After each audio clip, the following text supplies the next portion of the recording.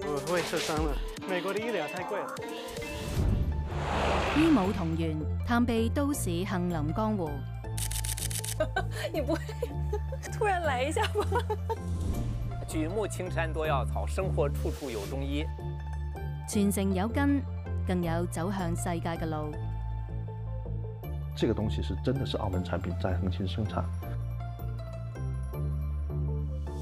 四海中醫從香港同澳門出發。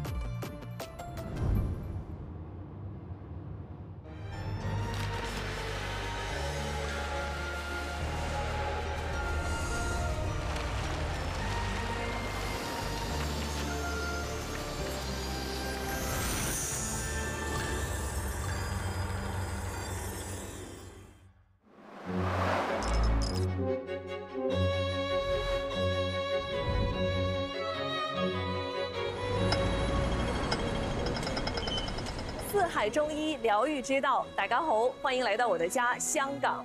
虽然已经在这里生活了很多年了，但是对于我这样一个新港人来说呢，似乎还是没有完全适应这里的快节奏。你看这些车，再看看这些人，好像永远都停不下来一样。摩天大楼、金融中心、名牌林立，这是很多人心目当中的香港。但是如果你要问我是什么支撑香港人在这样高速运转之下还能够跑足全程？唔該，一杯廿四味。唔該晒。答案可能就在这里了。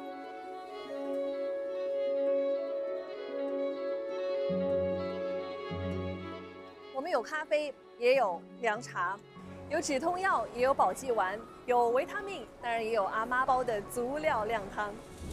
那些传承到现在的古老智慧，其实一直都滋养和守护着包括香港和澳门在内的岭南大地。于是，在这两个国际大都市的霓虹背后，人群当中还散发着另外一种强大的气场，那就是杏林江湖的气场。好，就让我们从这里起步，去探寻一段中医药是如何扎根市井又名扬四海的传奇吧。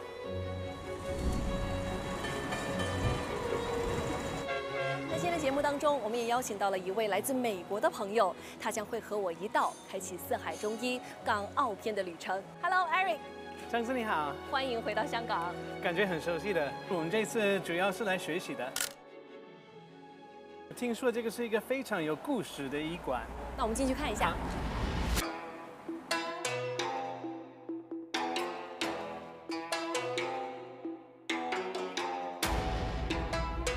我哋係1983年嗰時開嘅，其實咧我哋最初開嗰陣時咧喺樓上8樓嘅，就喺1969年開嘅。初見女醫師，佢溫軟如水，卻有一份令人心安嘅沉穩。佢建議我哋先上樓頂，嗰度唔單止係佢哋嘅發跡之地，仲有一個大隱於市嘅醫武江湖。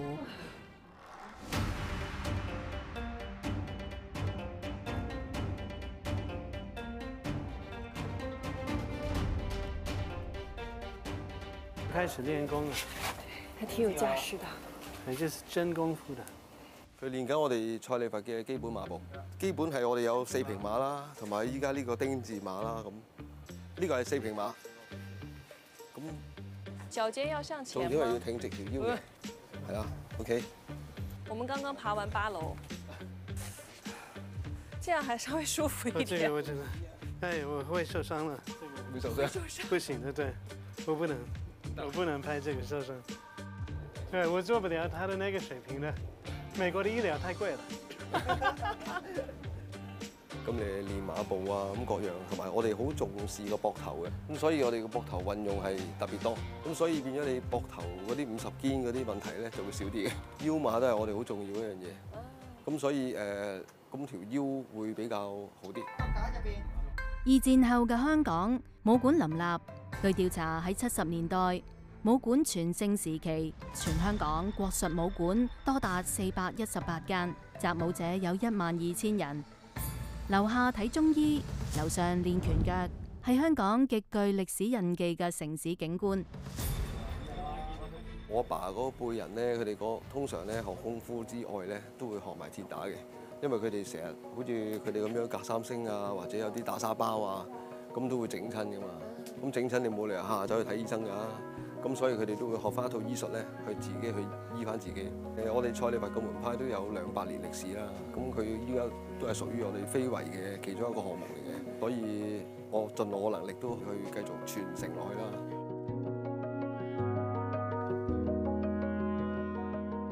細佬習武，姐姐從醫，醫武同源，江湖同心。尤其女骨醫，更係既少見又傳奇。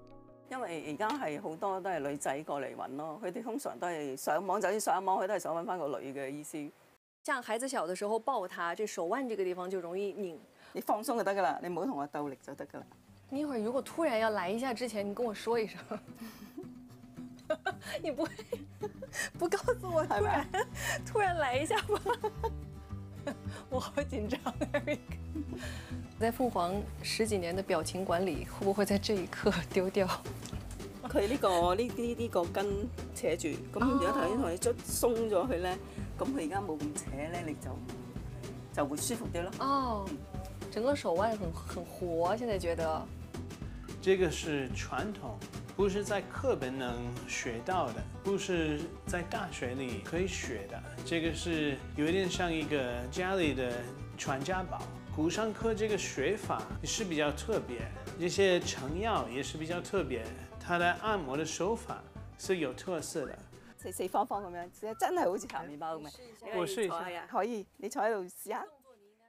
因為係我爸爸教我噶嘛，佢教我咁樣做，咁我咪跟住佢嘅手法去咁樣做咯。始終都係去傳承俾我啊嘛。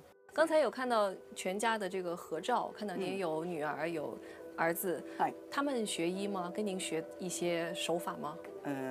都冇㗎。為什麼？佢哋冇咁嘅興趣咯。咁我亦都唔勉強佢嘅，因為即係其實點樣我哋做鐵打咁樣啦，我哋都希望係有傳承啦，即係希望有人繼承啊或者點樣樣啦。但係而家真係好難咯，好難。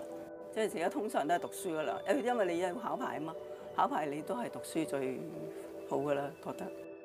傳統的這個醫生，這個也是一種文化，一方面需要保留的，因為他們有非常珍貴的經驗，然後也需要醫生有一個比較標準規範的教育，防止醫生就學習的不夠全面的害到患者，所以是有一點矛盾的。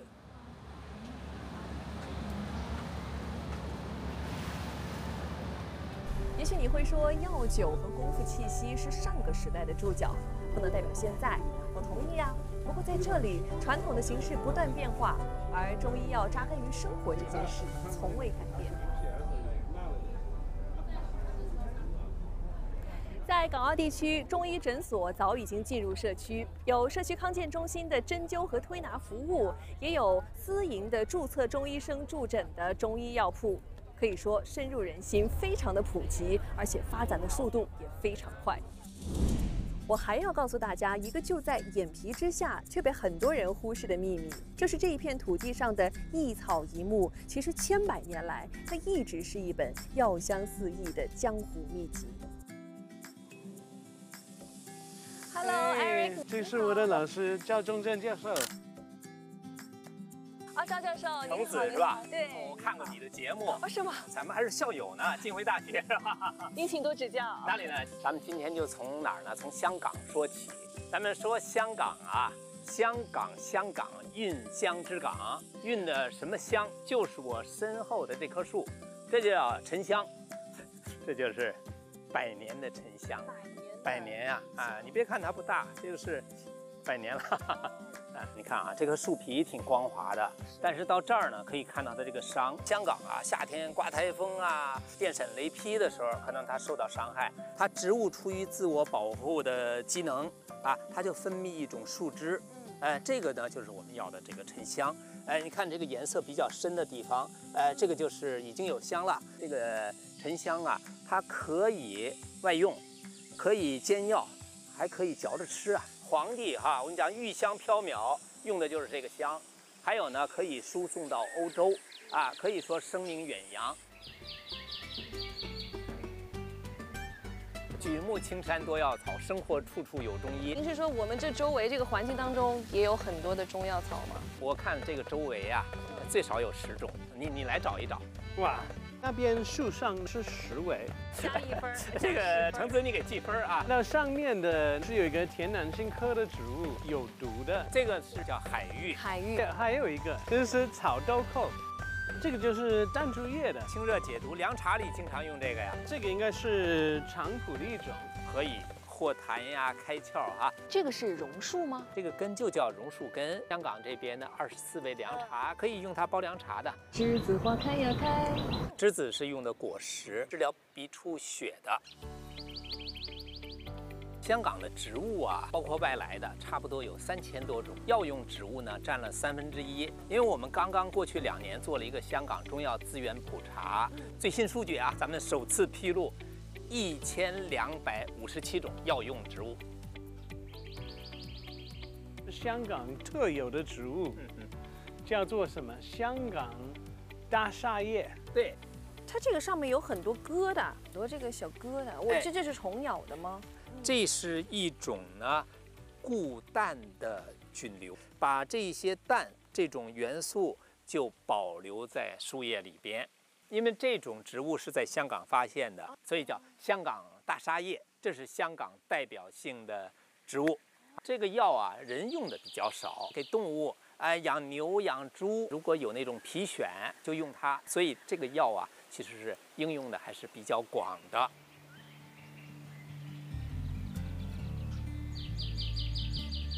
来到太平山顶啊，又见了一个大药，谁是土茯苓？哎，就是我们眼前的这个，他在这儿等着我们呢。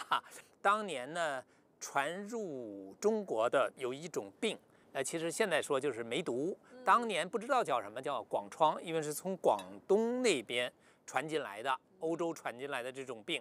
这个时候，李时珍就发现了这种药。就土茯苓，一下就把梅毒就遏制了。这个在欧洲变成一个非常有名的草药，有名普遍到我们就叫它中国根 （China root）。过去这个梅毒是非常可怕的一个病毒，土茯苓它跑到全球，英国有用它当地的牙买加产的土茯苓的亲戚植物推广它自己的植物，去跟中国的土茯苓正宗的土茯苓竞争的，然后那个植物就变成我们这个现在的这个汽水。我太佩服赵老师和 Eric 了，他们把一整个《本草纲目》都放在了心里面，我真是有一种相见恨晚的感觉。好像很多的中草药材，它平时就在我们身边，但是我到今天才真真正正的去认识它们。不过老师安慰我说呢，我现在开始恶补中医药的知识还来得及。我努力，毕竟香港和中药材的渊源太深了，要了解的太多了。就好像我脚下的这一条100年老街，它就是远近闻名的药材街，那简直又是一部葵花宝典。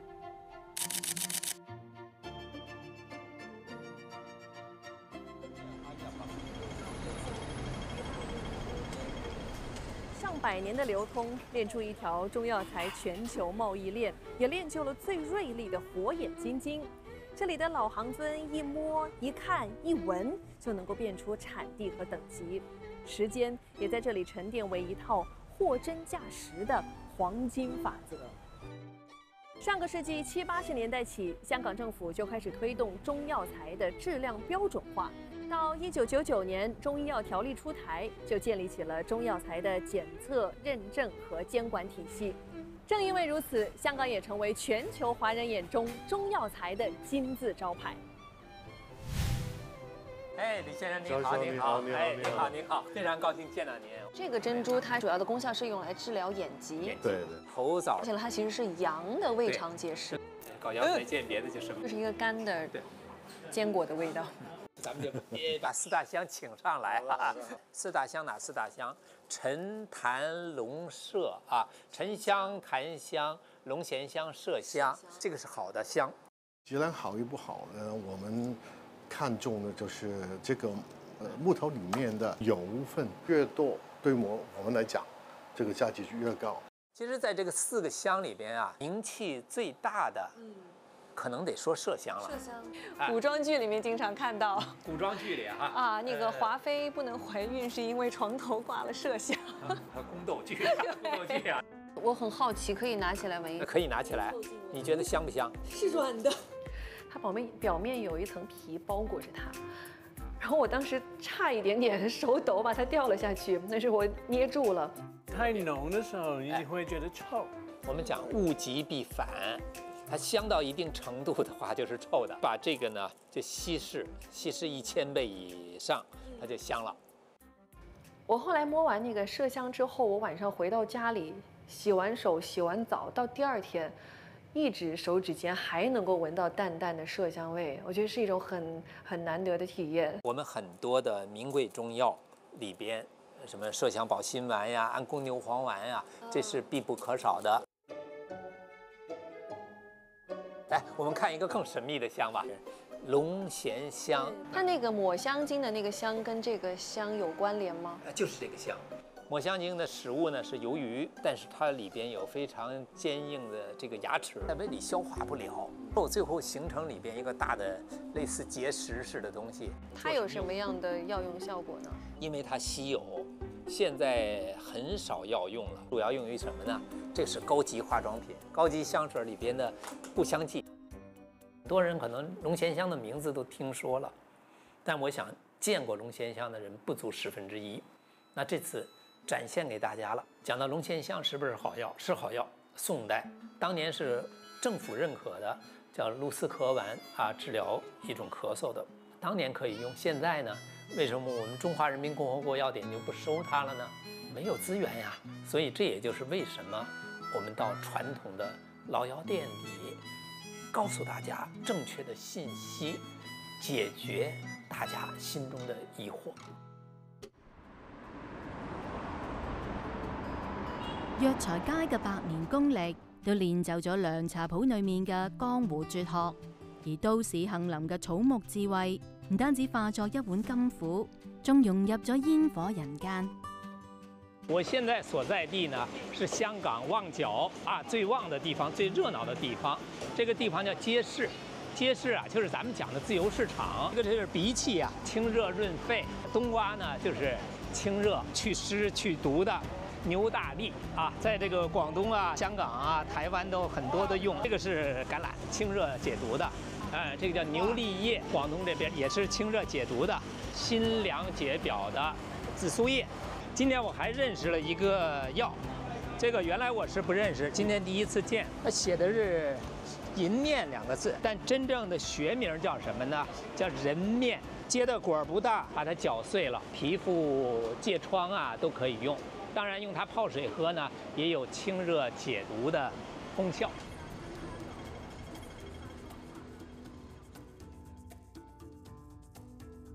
说到香港中医药发展的历史啊，谈中药就要去高升街，谈中医呢，我们就要来看东华三院，就是在19世纪末，很多中国人就走向国际了。你看，新加坡的。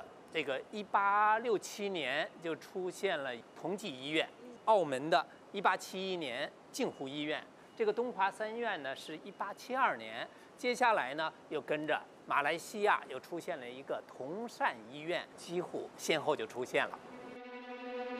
咁咧，東華醫院喺創院嘅時候咧，已經為華人接種洋豆，咁因為成效非常顯著咧，而受到當時嘅政府嘅一個嘉許嘅。咁喺鼠疫爆發嘅期間咧，喺當時堅尼地城咧就出現玻璃廠度咧就改建咗做一個臨時嘅醫院。咁由東華醫院幫病人接種中醫藥嘅治療。咁但係可惜政府咧就好懷疑中醫藥對鼠疫嘅呢個成效。咁所以咧當時東華喺鼠疫呢段時間咧係舉步維艱嘅。作為香港第一所華人自辦嘅慈善醫院，東華醫院喺當時港英政府主導嘅西醫體系下，成功開啟中醫藥制度化、合法化嘅首次嘗試，令到坊間草藥走向公共醫療。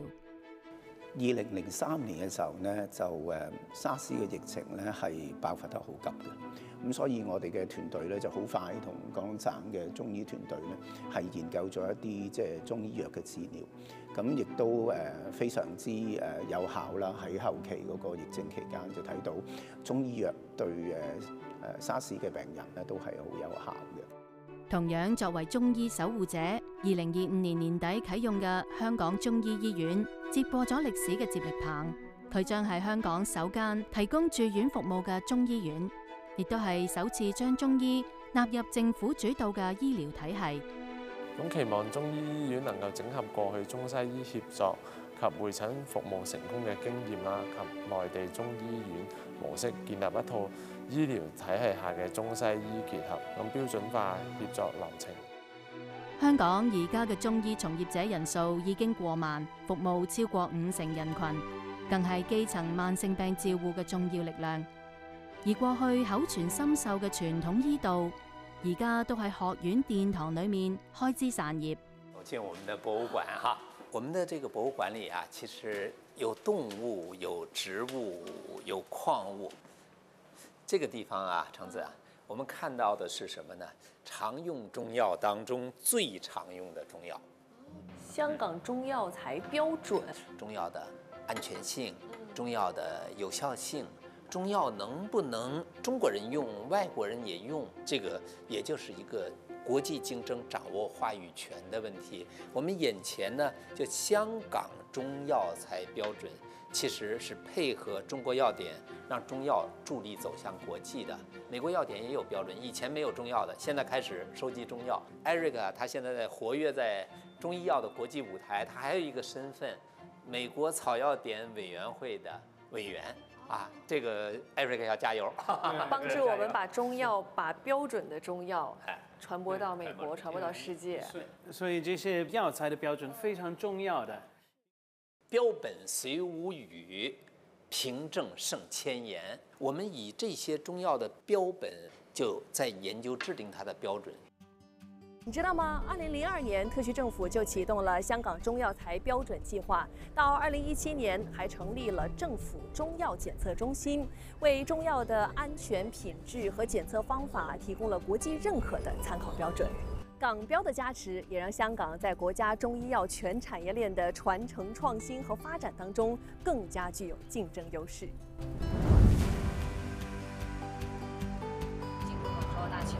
而同樣作為中醫藥走向世界的重要窗口，澳門也正在從政策、法律和產業層面不遺餘力地推動中醫藥發展，骨子裡的嶺南氣質一脈相承。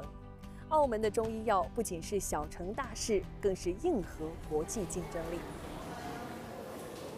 這裡每天都有固定的中醫診症時段，市民呢只需要預約之後呢就可以接受免費的中醫診療。然後我之前在網上做過功課，就是這樣一個地方呢，它是中藥配方顆粒的智能調配系統，設備很現代化了，跟我原來想象的傳統中醫診所完全不一樣。電腦系統裡面，它就會有一個處方，如果處方它就會讓那個顯示燈看一下是哪一種藥，它會看一下那個是什麼藥，它會說出來。如果是對的，這個也是稱量，稱好之後我們就放進去裡面。它就會自己開始配了。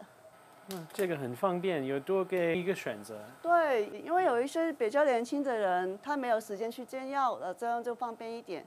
還有一些是獨居的老人，他自己煎藥也是很危險的事情，可能有些他忘了，在煎藥的時候忘了，就很危險啊。不是每個人會自己去抓藥，然後每天煮，他煮藥會不會煮得對？那這些現代的濃縮顆粒，它會不會是跟傳統飲片的它是更好，是一樣好，或是傳統飲片最好？這些是難題，都需要進行研究的。莫醫生是全國的名中醫，非常厲害的。我看了他的介紹，他是中醫婦產科的專家。養心，睡眠不好。自從1999年，中醫藥納入到公共醫療體系之後呢，然後我們的9間衛生中心中間就有7間開設了中醫門診。澳門居民呢，他以片區為單位，就到就近的衛生中心去採取預約的方法去進行看診。近2-3年來呢，我們統計了澳門每年的中醫就診人數大概在120萬到140萬。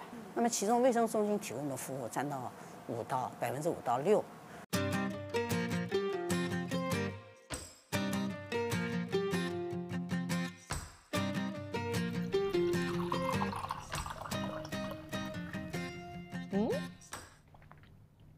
非常的淡，对，一点点的薄荷的凉凉的味道透出来，但是整个味道非常淡，微微甜。对，就通过我们的工艺，它就可以把我们这种传统药方子里的那种苦涩味，大部分的都能去掉。那但是它如果原本就这个苦涩味是它的有效成分的话，那这个还是会保留。你当时为什么会想到要做这样的一个比较新的方式来做咱们中医药的产业？大家都知道，澳门就非常小的一个地方，成本比较高。那我们到横琴来生产了之后，可以有效的帮我们降低这些成本。